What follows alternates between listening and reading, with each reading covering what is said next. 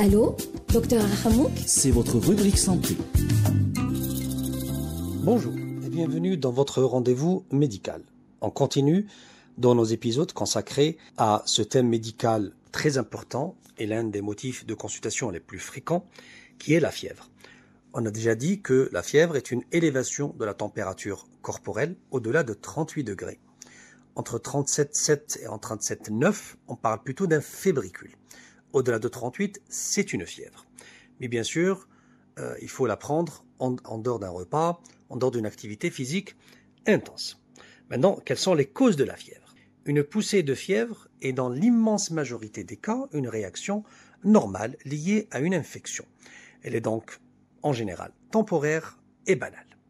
Les maladies infectieuses les plus fréquentes à l'origine d'une fièvre sont la grippe, les maladies de la sphère ORL, la rhinite, la rhinopharyngite, l'otite moyenne aiguë, l'angine, la sinusite, la laryngite, les maladies bronchopulmonaires comme les pneumonies ou les bronchites, les infections urinaires, la gastro-entérite.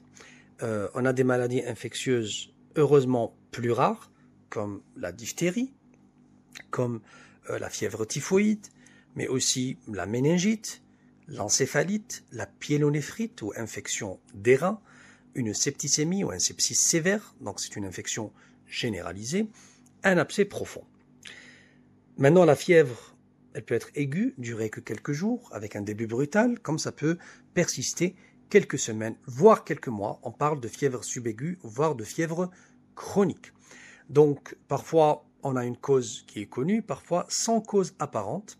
Dans la moitié des cas, c'est une infection chronique ou persistante.